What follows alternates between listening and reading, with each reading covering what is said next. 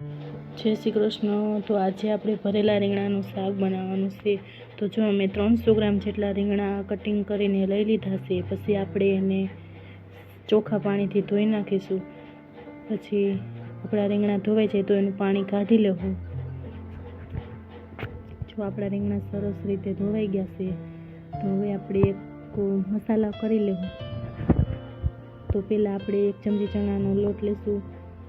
પછી 4 થી 5 ચમચી જેટલા આપણે માંડવી ખાંડી લીધી છે એને લઈશું। પછી 3 થી 4 ચમચી મેં અહીંયા સેવ અને પૌવા ખાંડી લીધા છે એને લેવું। પછી એમાં આપણે ધાણા જીરું પાવડર 1 ચમચી નાખીશું। 1 ચમચી હળદર પાવડર નાખીશું। સ્વાદ પ્રમાણે મીઠું નાખીશું।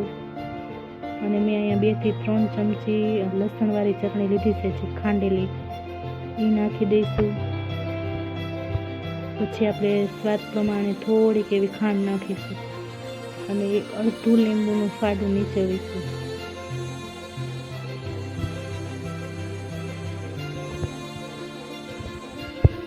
અને 1 ચમચીથી થોડુંક વધારે એટલું તેલ લીધું છે।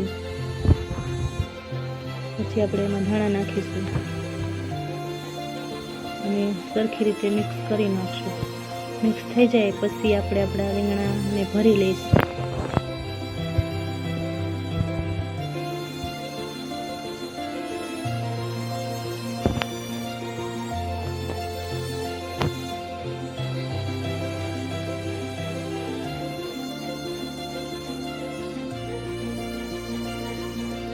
જો સરસ મજાનું મિક્સ થઈ ગયું છે।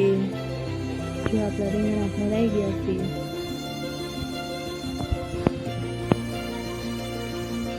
હવે આપણે કુકર લેવું અને એમાં 3 થી 4 ચમચી જેટલું આપણે તેલ નાખીશું। બહુ આપણે તેલ નથી આવવા દેવાનું, ધીમું ધીમું આવે તો આપણે એમાં રીંગણા નાખી દેવાનું છે। એક કરીને બધા રીંગણા નાખી દઈશું।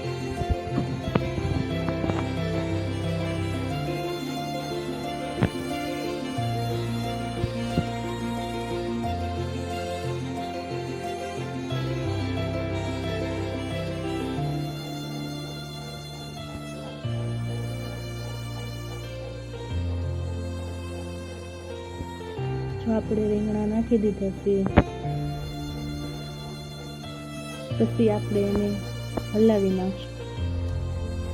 ચમચેથી નથી હલાવવાના, કુકર જરીક ફેરવવાનું એટલે મિક્સ થઈ જાય। આપણા રીંગણા મિક્સ થઈ ગયા છે પછી આપણે જે મસાલો વધ્યો હતો ને એ આપણે ઉપરથી એડ કરીશું। એટલો વધ્યો હતો એટલે બધો નાખી દઈશું।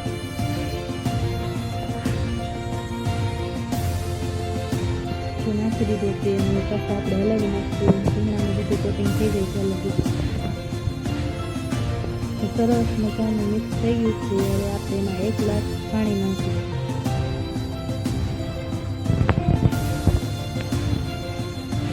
પાણી નાખી દીધું છે। હવે આપણે કુકરનું ઢાંકણ બંધ કરી દઈશું અને 3 સીટી થાય ત્યાં લગી ચડવા દઈશું।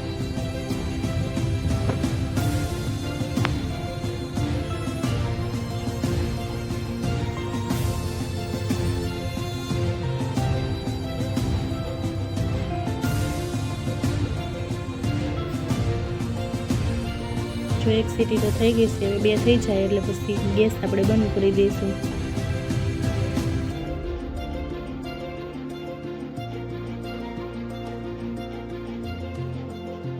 જો આપણું શાક ચડી ગયું છે હવે એને આપણે સર્વ કરીશું। આપણું ભરેલા રીંગણાનું શાક તૈયાર।